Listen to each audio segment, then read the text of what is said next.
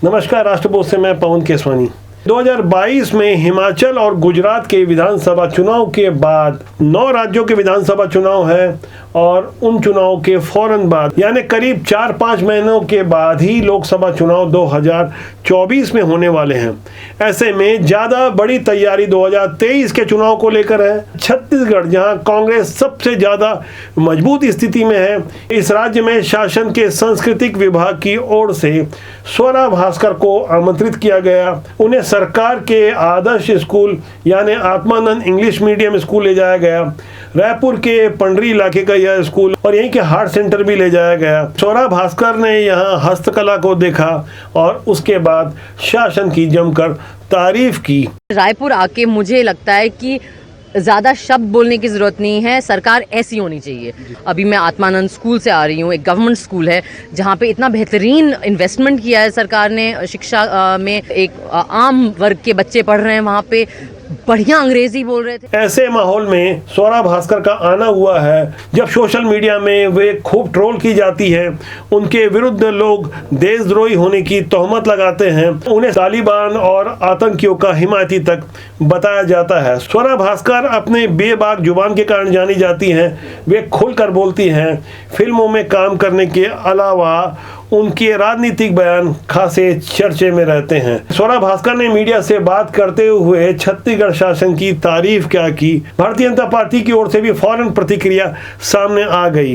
रायपुर के ही पूर्व कलेक्टर और मौजूदा समय में भारतीय जनता पार्टी के महामंत्री ओपी चौधरी ने अपने बयान स्वरा भास्कर के बारे में कुछ इस तरह से दिए। गत दिनों कांग्रेस सरकार ने स्वरा भास्कर जैसे विवादित व्यक्तित्व को आत्मानंद स्कूल में बच्चों के बीच में इनवाइट किया, बच्चों के बीच में वो लेकर गए।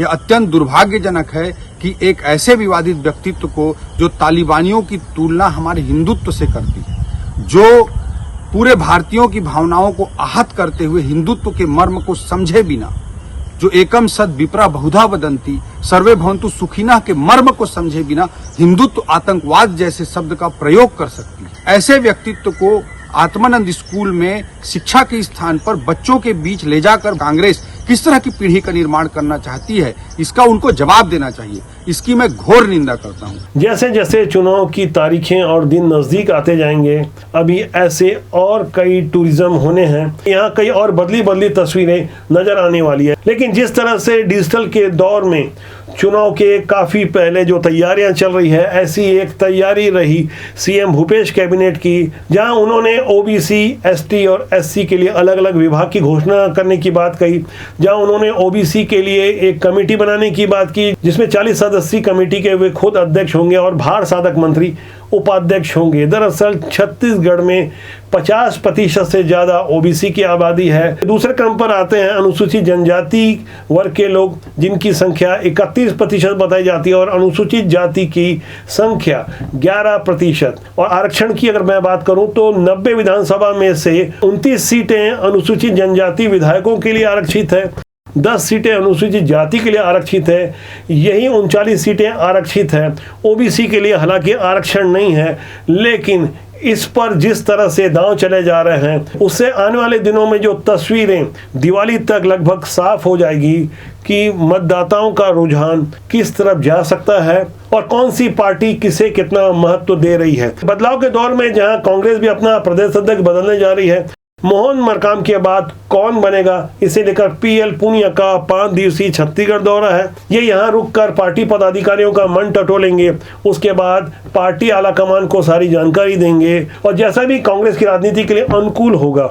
वो अपनी अंतिम और फाइनल रिपोर्ट देंगे। भारतीय जनता पार्टी ने जहां अपना प्रदेश अध्यक्ष और नेता प्रतिपक्ष बदल दिया है, इसे लेकर कांग्रेस भी अपनी रणनीति को बदलने जा रही है। बीते दिनों कन्याकुमारी से राहुल गांधी की भारत जोड़ो पदयात्रा के दौरान टीएस सिंहदेव सहित कुछ मंत्रियों का जाना नहीं हुआ, तब भी यहाँ राजनीतिक बयानबाजी शुरू हो गई थी। दरअसल बदली हुई भारतीय जनता पार्टी की ओर से लगातार तीखे बयान सामने आ रहे हैं। 12 प्रवक्ता बनाए गए हैं, 8 मंत्री बनाए गए हैं, 8 उपाध्यक्ष बनाए गए हैं, 4 महामंत्री।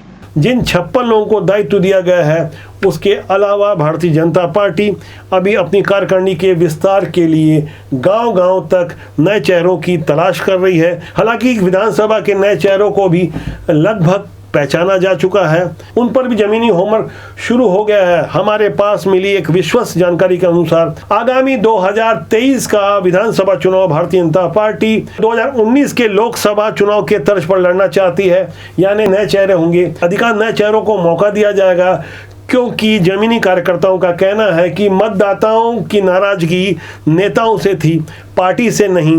तभी तो दिसंबर 2018 में जब कांग्रेस की सरकार बनी उसके 4 महीने बाद हुए लोकसभा चुनाव में एक तरफा चुनाव परिणाम जो भारतीय जनता पार्टी के पक्ष में आया है, दरअसल वह मतदाता ही था जो अच्छे से अपने नाकारे नेताओं को जानता है और काम नहीं करने वाले ऐसे चेहरे जो पार्टी के ऊपर हावी हो चुके थे, पार्टी की रीति नीति के ऊपर खुद को लगातार प्रभावित करते जा रहे थे, परिवारवाद को बढ़ावा दे रहे थे, भ्रष्टाचार को बढ़ावा दे रहे थे, ऐसे लोगों को जनता पहचान चुकी थी।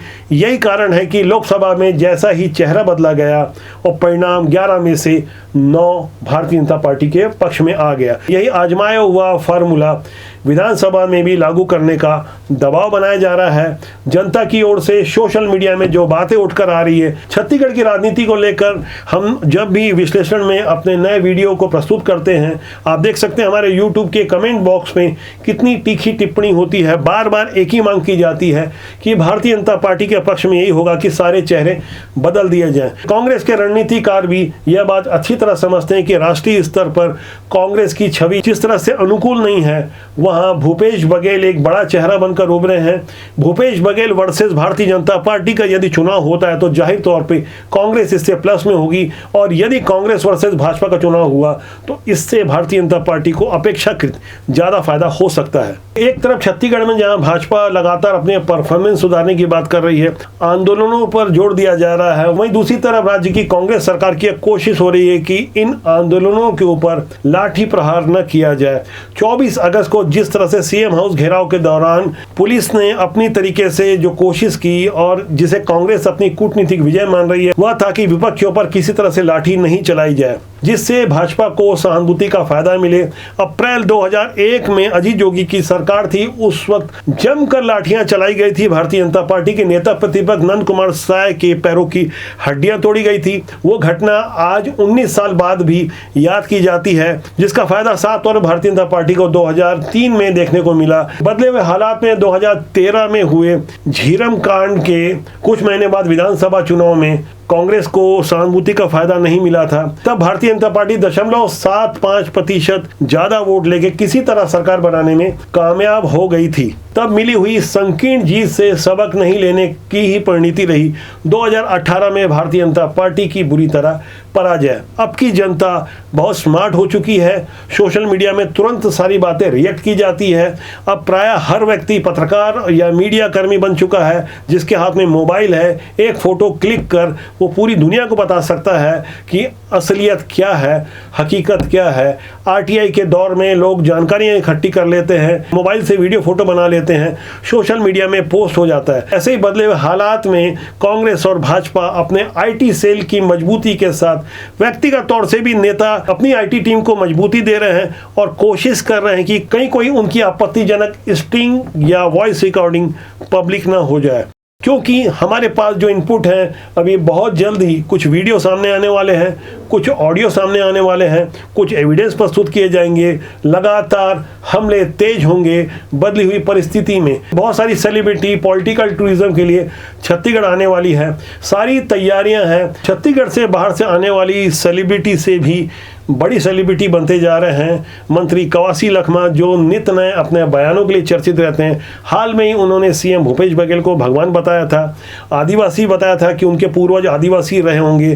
तब सीएम भूपेश बघेल ने भी इस पर अपनी सफाई दी थी। छठ पूजा से लेकर आदिवासी विश्व दिवस से लेकर और हमारा गणेश त्योहार को लेकर पूरा देवी देवता भूपेश बघेल का चीर में छिड़ा हुआ है।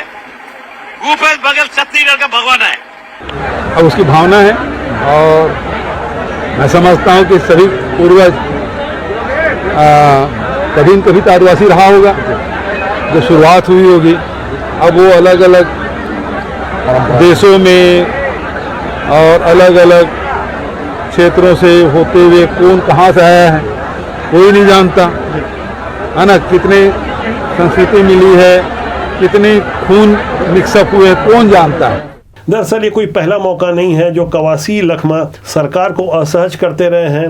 मंत्री बनने के साल भर के भीतर ही 5 सितंबर 2019 को उन्होंने बस्तर के दौरे में एक बयान दिया था। एक सरकारी स्कूल में गए थे, शिक्षक दिवस का दिन था, तब उन्होंने सरकारी स्कूल के बच्चों को नसीहत दी थी कि नेता कैसे बने। तब उन्होंने गुर समझाया था कि कैसे एसपी और कलेक्टर का कॉलर पकड़कर आप नेता बन सकते हैं। वो रोचक बयान आज तक चर्चित है। आप एक एक कर उनके कुछ अन्य बयानों को भी देखिए, जिस वजह से बस्तर के कोटा से 5 बार के विधायक कवासी लखमा उर्फ दादी चर्चा में बने रहते हैं। पुनिया साहब सीएम साहब था ना, ऐसे बैठ के कहा तो पूछा तो क्या बनोगे। एक लड़का बोला नेता बनूंगा, तो फिर मेरे को उल्टा सवाल किया वो खाना खाते खाते, तुम इतना बड़ा नेता बने तो कैसे करके बने बताओ। तुमको मेरे को क्या करना पड़ेगा बोलता है वो। मैं बोला कलेक्टर को या एसपी को कलर पकड़ो तब नेता बनोगे। अगर बच्चा भी एक ही दिन में पैदा होगा क्या, थोड़ा उनको भी रेंगना पड़ता है। अगर शादी करोगे तो बहू के साथ भी एक ही दिन में बात करोगे क्या। इसी प्रकार बैंक खोलना है तो दिक्कत होगा, थोड़ा आगे बढ़ेंगे, लेकिन बैंक पक्का खोलेंगे। ये पानी नहीं गिर रहे तो हम लोग क्या कर सकते। भगवान को बात करते हैं, फोन लगाते हैं कभी भगवान को किसको लगाएंगे, भगवान को फोन लगाएंगे। अंदर की ढेर सारी जानकारियों को समझने के लिए, राजनीति में सुचिता के लिए कृपया राष्ट्रबोध को सब्सक्राइब करना ना भूलें। हम लगातार आपको नए नए अपडेट देते रहते हैं, क्योंकि हमारा मानना है कि राजनीति में यदि बेहतर लोग नहीं आएंगे तब राजनीति बेहतर कैसे होगी। राजनीति बुरी नहीं होती, यहाँ काम करने वाले लोग अच्छे या बुरे हो सकते हैं। आपकी क्या राय है जरूर कमेंट बॉक्स में लिखिएगा, ताकि हम आपको लगातार नए नए अपडेट देते रहें। नमस्कार।